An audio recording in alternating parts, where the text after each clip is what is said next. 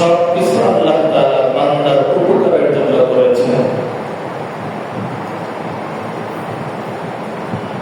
এর মধ্যে আল্লাহ তাআলার অনেক নিদর্শন আছে। আল্লাহ বলেন, আসো বান্দা, এই রাত এবং দিনের নিদর্শনের মধ্য থেকে তোমরা কোনো কিছু জ্ঞান অর্জন করবা।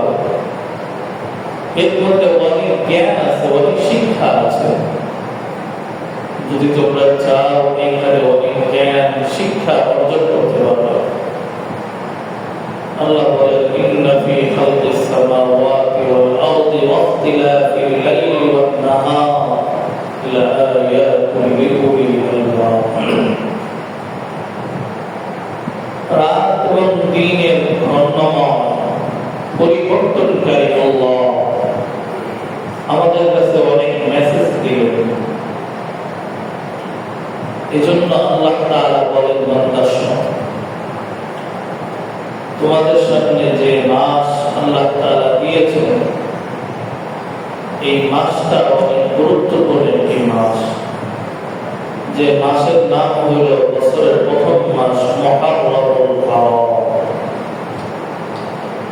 আজকে আমরা মুহররমের তৃতীয় দিনে আমরা উপস্থিত হয়েছি। মুহররম মাস এটা আরবি বর্ষের প্রথম মাস। ইসলামিক কালচারের মধ্যে গুরুত্বপূর্ণ একটি মাস। আল্লাহ তাআলার এলেমে এই মাসের কথাগুলো ছিল। আমাদের সামনে যে আরবি মাসগুলো আছে 12টা মাস, বলে এইটা কবে থেকে শুরু হইল? 100 বছর আগে, 200 বছর আগে? বলে না।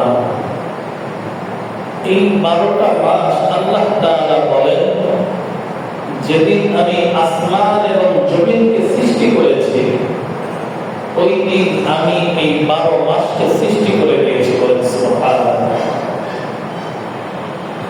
যেদিন পৃথিবীর অন্য কোনো কিছু সৃষ্টি হয়নি, আমাদের পিতা আদম আলাইহিস সালাম সৃষ্টি হয়নি, ওই সময় আল্লাহ তাআলা 12টা মাস সৃষ্টি করেছেন। এই 12 মাস আল্লাহর ইলমে ছিল। এই 12 মাস আল্লাহ তাআলা খুব গুরুত্ব দিয়েছেন। এই 12 মাসের মধ্যে আল্লাহ বলেন, 4টা মাস এমন আছে, এই 12 মাসের মধ্যে 4টা মাস আল্লাহ তাআলার কাছে অনেক গুরুত্বপূর্ণ মাস। সুবহানাল্লাহ। বলতে পারেন 12 মাস কোথায় পাইলাম? এটা যে পৃথিবীর শুরু থেকে আসমান জমিন সৃষ্টির আগে আল্লাহ ওই সময় সৃষ্টি করেছেন। এই বক্তব্য আমার না, এই বক্তব্য হবে কোরআনুল কারীমের 114 সূরার মধ্যে একটি সূরা আছে, সূরাতুত তাওবা। সূরাতুত তাওবার 36তম আয়াত আপনারা পড়বেন। আল্লাহ জানালেন, আল্লাহ বলেন, ইন্না ইদ্দাতাশ শুহুরি ইনদাল্লাহি ইসনা আশারা শাহরান ইয়াওমা খালাকাল্লাহুস সামাওয়াতি ওয়াল আরদ ইয়াওমা খালাকাস সামাওয়াতি ওয়াল আরদ মিনহা আরবাআতুন হুরুম। আমার রব জানায়, আল্লাহ তাআলার কাছে গণনার মাস 12টা মাস আল্লাহ গণনা করেন। কখন থেকে গণনা করেন? আল্লাহ বলেন, এই 12 মাস আমি আমার কিতাবের মধ্যে লিখে দিয়েছি। গণনা শুরু করেছেন কখন থেকে আল্লাহ নিজে জানান। ইয়াউমা খালাকাস সামাওয়াতি ওয়াল আরদ মিনহা, 12 মাসের গণনা আমি ওই দিন শুরু করেছি যেদিন আমি আসমান এবং জমিনকে সৃষ্টি করেছি। ওই দিন থেকে আমার কাছে গণনার মাস হলো 12টি। আমি আল্লাহ জানাই দিলাম, এই 12 মাসের মধ্যে 4টা মাস এমন আছে মিনহা আরবাতুন হুরুম। এই 12 মাসের মধ্যে 4টা মাস আমি রবের কাছে অনেক প্রিয়, মহব্বতের, ভালোবাসা এবং মর্যাদাপূর্ণ।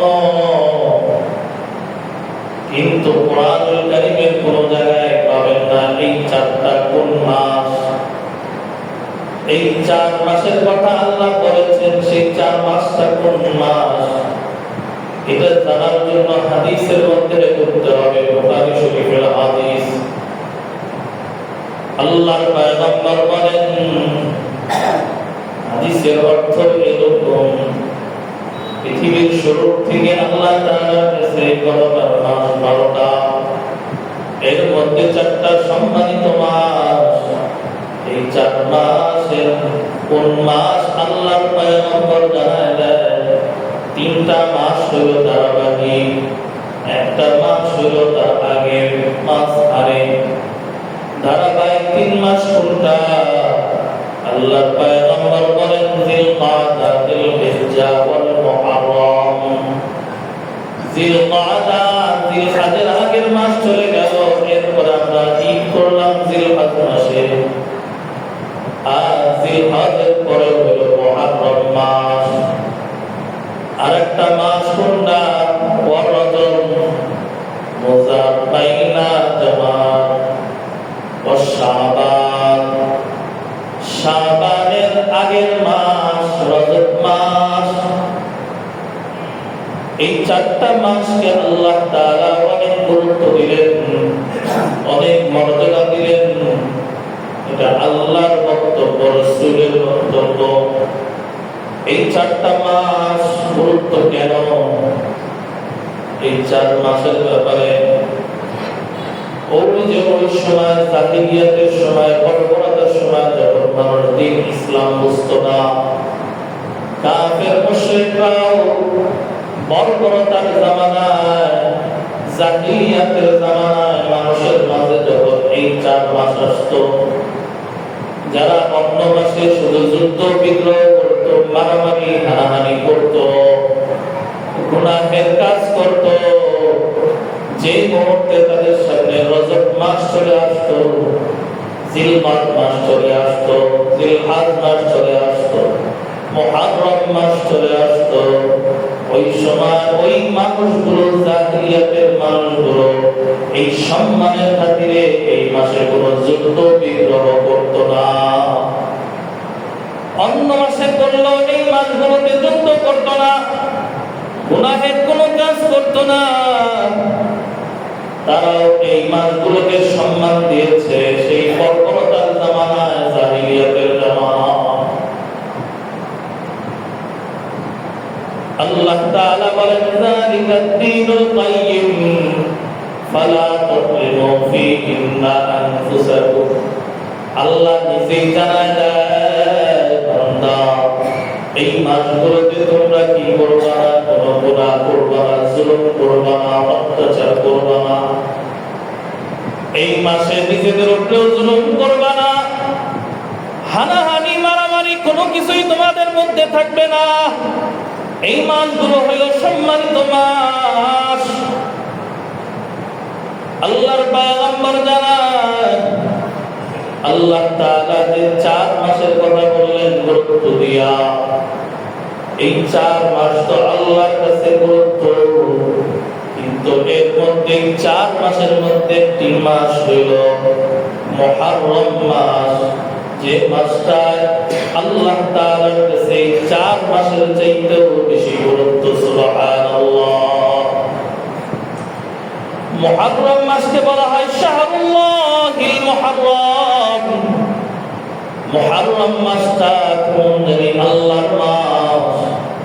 হ্যাঁ, অন্য মাসও আল্লাহর মাস, দিনও আল্লাহর, রাতও আল্লাহ, কিন্তু এই মাসের ব্যাপারে আল্লাহর সাথে মিলায় ফেলেছে, বলে শাহরুল্লাহিল মুহররম।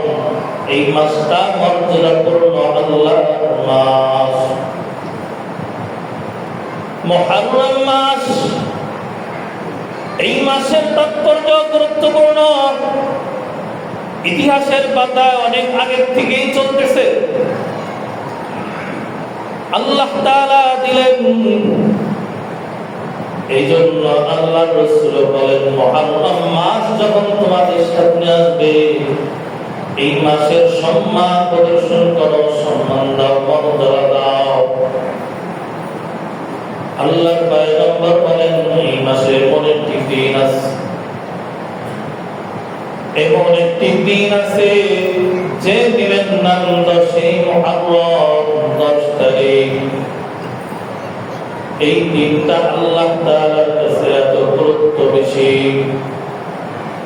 আল্লাহর পয়গম্বর সাল্লাল্লাহু আলাইহি ওয়াসাল্লাম বলেন, কোন বান্দা বান্দি যদি মুহররম মাসের 10 তারিখে আল্লাহর জন্য রোজা রাখে, আল্লাহর পয়গম্বর বলেন, আমার রব ওই বান্দা বান্দির পূর্বে 1 বছরের গুনাহ তাকে মাফ করে দেয়। সুবহানাল্লাহ। আল্লাহর রাসূল বলেন, সিয়ামু ইয়াউমি আরাফা, সিয়ামু ইয়াউমি আশুরা, ইন্নী আহতাসিবু আলা আল্লাহ আন ইউকাফিরা আস-সানাতা আল্লাতী ক্বাবলা। আমি রাসূল বললাম, কোন বান্দা বান্দি যদি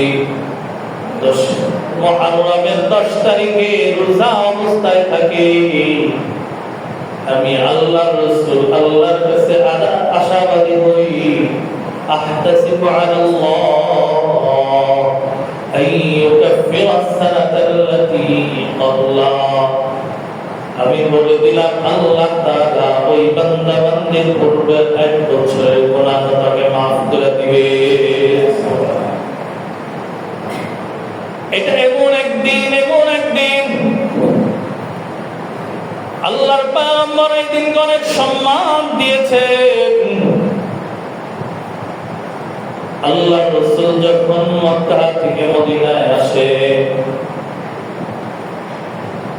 মদিনায় আসার পরে মদিনার ইহুদিরা বলে, ইহুদিদেরকে দেখে তাদের সামনে যখন মুহররমের 10 তারিখ চলে আসে, মুহররম মাস যখন চলে আসতো, এর মধ্যে বিশেষ করে 10 তারিখ যখন চলে আসে, ওই দিন তারা রোজা রাখত। ইহুদিদেরকে প্রশ্ন করা হইল, কেন তোমরা রোজা রাখো? রোজা রাখার তাৎপর্য কি? বলে, এই দিনটা অনেক পবিত্রতম একদিন, নেককারের একদিন, ভালো একটি দিন। হাযা সালিমুন আইয়াম, ভালোতম একদিন। এই দিনকে আমরা সম্মান করি, আর এই দিনে আমরা রোজা রাখি। রোজা রাখো কেন? বলো।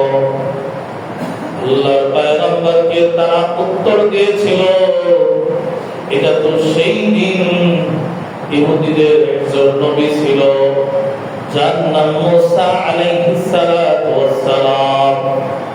মুসা পয়গম্বরকে ফিরআউন সারা জীবন কষ্ট দিয়েছে, বনি ইসরাঈলদেরকে কষ্ট দিতে দিতে শেষ করে ফেলেছে। মুসা আলাইহিস সালাতু ওয়াস সালামকে যখন আল্লাহ আদেশ করলেন, ও মুসা, যাও, তোমার পরীক্ষার দিন শেষ, আজকে তোমাকে আমি মুক্তি দিব। তোমার বিশাল বনি ইসরাঈলের বাহিনী নিয়া তুমি সামনে অগ্রসর হও। আল্লাহ তাআলার ওয়াদারে পুরা বনি ইসরাঈলকে নিয়ে যখন সামনের দিকে অগ্রসর হওয়া শুরু করল, কিছু দূর যাওয়ার পরে দেখে বিশাল এক সাগর, যে সাগর পাড়ি দেওয়ার মতো কোনো সুযোগ ছিল না। আল্লাহর নবী মুসা আলাইহিস সালাতু ওয়াস সালাম যখন তার উম্মতদেরকে নিয়ে চলা শুরু করলেন, থেকে ফেরাউন যখন খবর পাইল মুসা তার তরবারি নিয়ে ভেগে যাচ্ছেন, ফেরাউন তাদেরকে শেষ করে দেওয়ার জন্য বিশাল বাহিনী নিয়ে তারাও পিছনে ছুটল। মুসা পয়গম্বর যখন দেখলেন সামনে বিশাল সাগর, এই সাগর পাড়ি দিয়া পার হওয়ার কোনো সুযোগ আমার কাছে নাই। এরপরে যখন দেখলো ফেরাউন পিছনের দিক থেকে আমাদেরকে ধাওয়া করছে, উভয় দিকের যখন সমস্যা, সামনে পানি, সাগরের অতল গ্রহ, পিছনে ফেরাউনের বিশাল বাহিনী, মাঝখানে পড়ে গেছে বনি ইসরায়েলের দলবল। আল্লাহ তাআলা আসমান থেকে জানায় দেয়, ও আমার মুসা কালিমুল্লাহ, চিন্তা নাই, চিন্তা নাই, কোনো টেনশন নাই, আপনাকে আমি মুজিজা স্বরূপ লাঠি দিয়েছি, এই লাঠি দিয়া সাগরের মধ্যে পাড়ি মারেন। আল্লাহ তাআলার কথা অনুযায়ী যখন ওই সাগরের পাড়ে যখন পাড়ি দেওয়া হলো, আল্লাহ তাআলা কুদরতিভাবে 12টা রাস্তা তৈরি করে দিল। সুবহানাল্লাহ।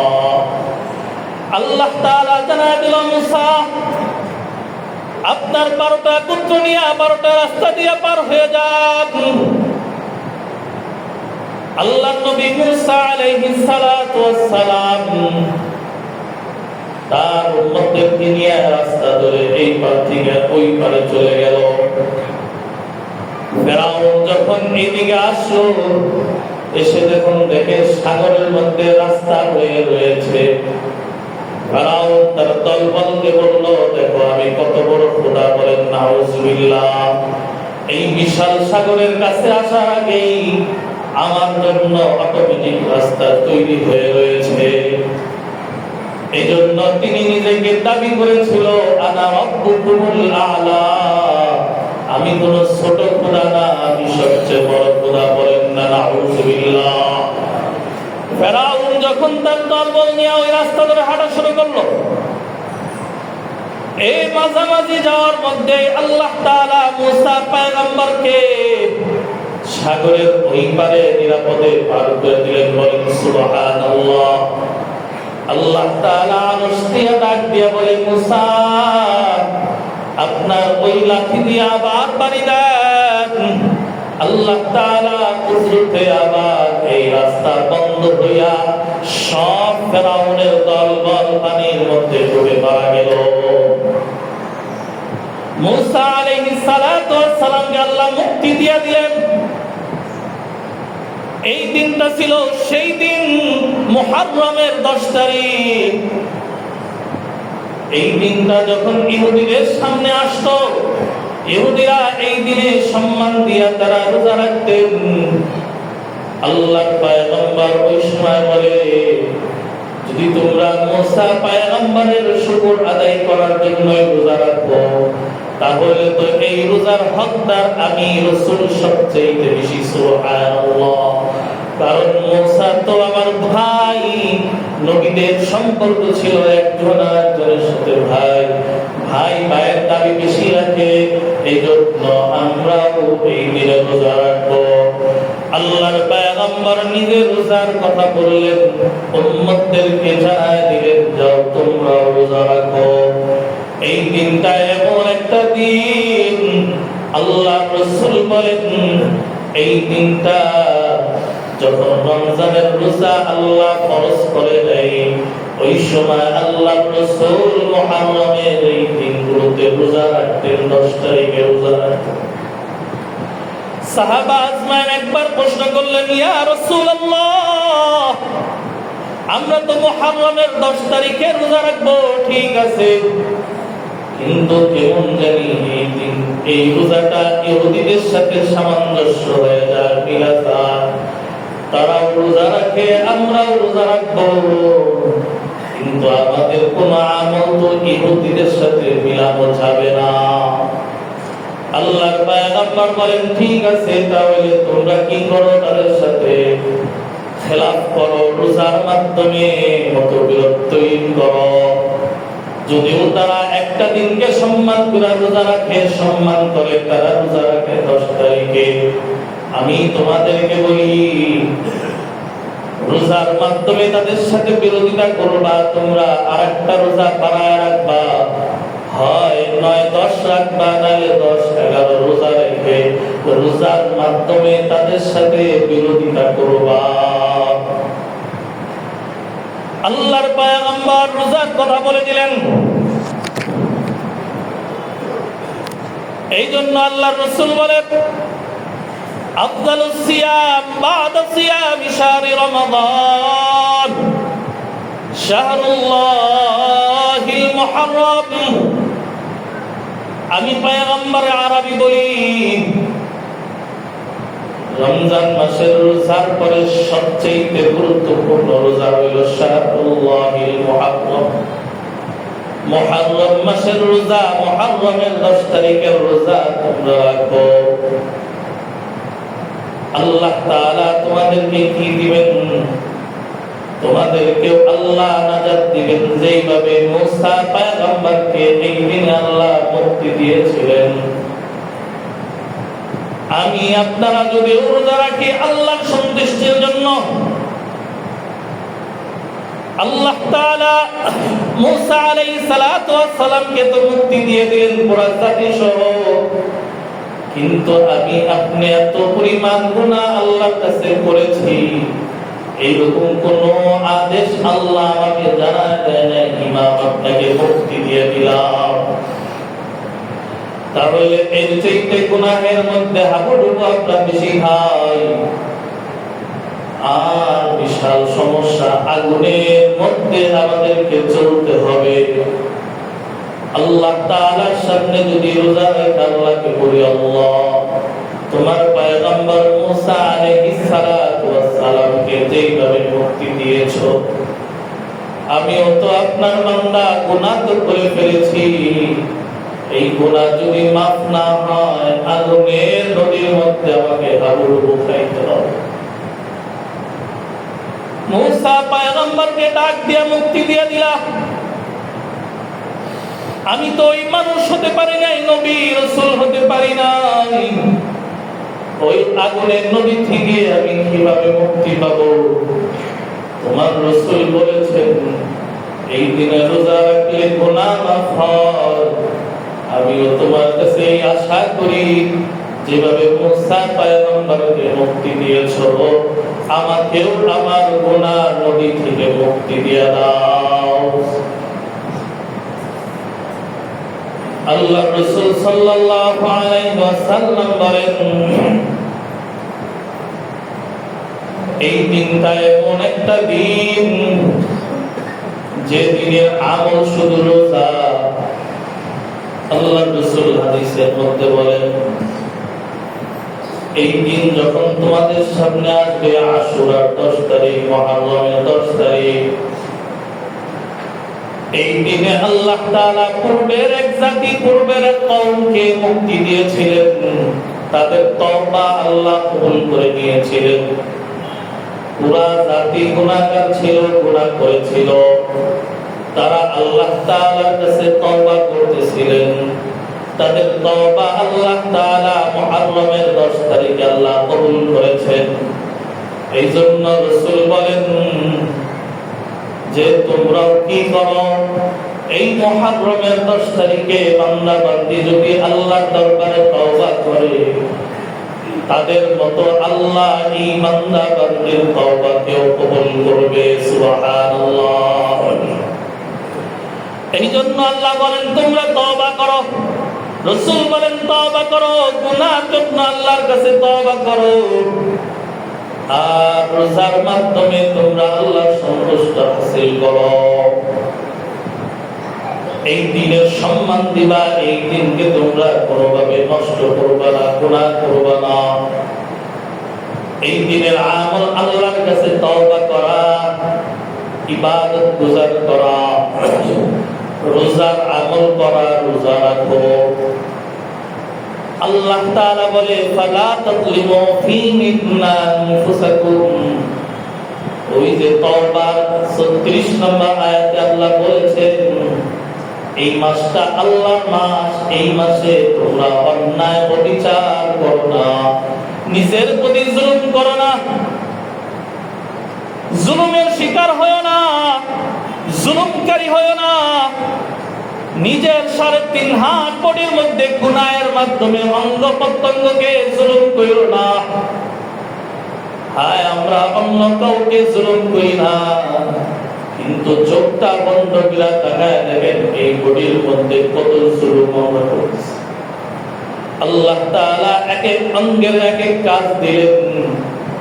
আল্লাহ তাআলার হুকুম না মাইনা প্রতিটা অঙ্গে একজন আরেকজনের বিরুদ্ধে জুলুম করা শুরু করল। নিজের প্রতি নিজে জালেম হয়ে গেলাম। গুনাহের দ্বারা নিজের শরীরকে হাবুডুবু খাওয়ায় দিলাম। এই জন্য আল্লাহ তাআলা আবার পুনরায় আমাদের কাছে মুহাররমুল হারাম এনে দিলেন। আল্লাহ চাইলে এই মাস শুরু হওয়ার আগে আমাকে আপনাকে নিয়ে যাইতে পারত। এটা আল্লাহর জন্য কোনো বিষয় ছিল না, কিন্তু আল্লাহ তাআলা আমাদেরকে মাফ করার জন্য পুনরায় আরেকটা বছর দিয়া মুহাররমুল হারাম দিলেন। আর আল্লাহ জানায় দিলেন এই মাসটা গুরুত্বপূর্ণ মাস। রমজানের পরে এই মাসের অনেক মর্যাদা, শ্রেষ্ঠতম মর্যাদা। এই মাসে তোমরা এমন এমন কাজ করো, আল্লাহ যা বলেছেন তাই করো, রাসূলের দেখানো সুন্নাহগুলো মানো, নিজেকে জুলুমের মাধ্যমে নিজেকে ধ্বংস করে দিও না। এই জন্য আল্লাহ জানায় দিলেন ১৩,০০০ বছর আগে আয়াত জারি করে আল্লাহর পয়গম্বর বলেন রোজা রাখবা, ইহুদিদের সাথে যাতে না মিলে এই জন্য আগে পরে আরেকটা মিলায় রাখবা। কিন্তু পয়গম্বর আরবি বলেন যদি আমি আগামী বছর বাঁচি, আমি ৯ তারিখ এবং ১০ তারিখ রোজা রাখবো। তাহলে বোঝা গেল আল্লাহর রাসূলের কাছে প্রথম ৯ তারিখের রোজাটাই প্রিয় ছিল। একটা তো রোজা বাড়ায় রাখবেন, মূল হইল ১০ তারিখের রোজা। ৯-১০ হতে পারে অথবা ১০-১১ হতে পারে। কিন্তু আল্লাহর পয়গম্বর যেহেতু আশাবাদী করেছিলেন আমি আগামী বছর এই দিন বাঁচলে ৯ তারিখ এবং ১০ তারিখ রোজা রাখবো, তাহলে আমরাও রাসূলের উম্মত অনুযায়ী রাসূলের আশাটাকে আমরা ঠিক রাখি। আল্লাহর রাসূলের ওই কথা ধরে আমরা চেষ্টা করব ৯ তারিখ এবং ১০ তারিখ রোজা রাখতে। আল্লাহ তাআলার কি মহিমা! এই বছরের মুহররমের রোজাটা এমন ভাবে আল্লাহ ফিট করে দিলেন, আগামী শুক্রবার মুহররমের ১০ তারিখ হবে ইনশাআল্লাহ। ওই দিন মুহররমের ১০ তারিখ, তার আগের দিন ৯ তারিখ হবে বৃহস্পতিবার। আল্লাহর পয়গম্বরের হাদিস দ্বারা জানা যায় রাসূল কয়টা আমল করতেন যেগুলো ছাড়তেন না। একটা হলো আল্লাহর রাসূল মুহররমের ১০ তারিখ রোজা রাখতেন, মাসে ৩ দিন রোজা রাখতেন, জিলহজ মাসের ৯ দিন রোজা রাখতেন, আর সপ্তাহে আল্লাহর রাসূল 2টা রোজা রাখতেন, সোমবার এবং বৃহস্পতিবার রোজা রাখতেন। এই জন্য আমরা যদি ৯ তারিখের রোজা রাখি, ওই দিনটা হবে বৃহস্পতিবার। ওই দিনের রোজার মাধ্যমে একসাথে 2 রোজার সওয়াব আল্লাহ আমাদের আমলনামায় দিয়ে দিবে। সুবহানাল্লাহ। আমরা ৯ তারিখ বৃহস্পতিবার এবং পরের দিন শুক্রবার রোজা রাখবো, পারবো না ইনশাআল্লাহ? আল্লাহ তাআলা আমাদের প্রত্যেককে এই রোজা রাখার তৌফিক দান করুন, সকলে বলি আমিন। বিষয়টা হলো রোজার ইহুদিদের সাথে না মিলানোর জন্য বলেছেন, একটা রোজা বাড়ায় দিলেন। এই মেসেজ থেকে আল্লাহ বোঝায় ইহুদি খ্রিস্টানের সাথে মুসলমানের কোনো কালচার মিলবে না, কোনো আমল মিলবে না, সব আমলের মধ্যে পার্থক্য হবে। কিন্তু আফসোসের বিষয় আমরা মুসলমান হইয়া এখন ইহুদি খ্রিস্টানের পিছনে ছুটে ছুটে জয় জয় গান করছি। হ্যাঁ, ইহুদিদের সাথে সম্পর্ক করলাম, বন্ধুত্ব করলাম, ইহুদি খ্রিস্টানের সাথে আল্লাহর রাসূল রোজার আমল পার্থক্য করতে বললেন। রোজার মাধ্যমেও তাদের সাথে আমলের ডিবেট করে দিলেন। আল্লাহ বলে দিলেন ইহুদি খ্রিস্টানদেরকে তোমরা বন্ধু বানায় না। আর আমরা হতভাগ্য মুসলমান জাতি ওই ইহুদি খ্রিস্টানের আনন্দে নিজেরা আনন্দ প্রকাশ করতেছি। আফসোসের সাথে বলা লাগে, আনন্দের নামে কোন ইহুদির কালচার আমাদের ধরা যাবে না, কোন খ্রিস্টানের কালচার তাদের আনন্দে আনন্দিত হওয়া যাবে না, কোন বিধর্মীর আনন্দে আনন্দে তাদের উৎসবে হইয়া নিজেকে আনন্দ প্রকাশ করা যাবে না। মুসলমান এমন এক জাতি, মুসলমানের কালচার, মুসলমানের আনন্দ স্বতন্ত্র একটি ঐতিহাসিক আনন্দ, ঐতিহাসিক মেলবন্ধন, যেখানে অন্য কারো আনন্দ নিয়ে ভাড়া করা লাগে না। মুসলমান তার স্বকীয়তা বজায় রেখে আনন্দ করবে। কোন বিজাতিদের আনন্দে আনন্দিত হওয়া যাবে না। কোথায় তারা খেলাধুলা করে আজকে বাংলার জমিনে দেখা যায়। হাই গোলদার কারণে এত আনন্দ, এত প্রকাশ করো, তোমার সম্পর্ক তুমি খ্রিস্টান ইহুদিদের সাথে করলা, যেখানে রাসূল রোজার মাধ্যমে তাদের বিরোধিতা করাইলেন। আর আজকে আমরা তাদের আনন্দে আনন্দিত হয়ে নিজেকে উদযাপন করি। ও প্রিয় ভাইরা, আল্লাহ তাআলা যেদিন আমাদেরকে হাসরের ময়দানে উঠাবেন, ওই দিন যখন জিজ্ঞাসা করা হবে তুমি কার মহব্বতে কারাইছো, কার মহব্বতে, কার ভালোবাসায় আনন্দ প্রকাশ করেছো, ওই দিন আল্লাহর সামনে ডিসপ্লে দেখা যাবে। ফজরের সময় নামাজের জন্য জাগ্রত না হইয়া আর্জেন্টিনা ব্রাজিলের খেলা দেখার জন্য হাজারো জনতা একসাথে হইয়া আনন্দ উৎসবে তোমরা খেলা দেখে যখন তারা জিতলো, মনে হয় সারা বাংলাদেশে জয় জয়কার হয়ে গেছে, আনন্দ উৎসব করে মিছিল করলাম। প্রিয় ভাইয়েরা, যৌবনের তাড়নায় যদি করতে পারো, হ্যাঁ বলবা খেলা এটা ইসলামের সাথে কি আছে আনন্দ? আনন্দের নামে বিধর্মীদের পা চাটা যাবে না, আনন্দের নামে খ্রিস্টানের সাথে কালচার মিলানো যাবে না। হায়, তাদের আনন্দে আনন্দিত হওয়া আল্লাহর রাসূল নিষেধ করেছেন। এই জন্য তুমি রাসূলের উম্মত হইয়া, আল্লাহর পেয়ারা বান্দাবান্দি হইয়া, আর তাদের সাথে তুমি গা ভাসায় দিয়া নিজের টাকা খরচ করে আনন্দ করো, আর তুমি নিজেকে প্র্যাকটিসি মুসলিম দাবি করো।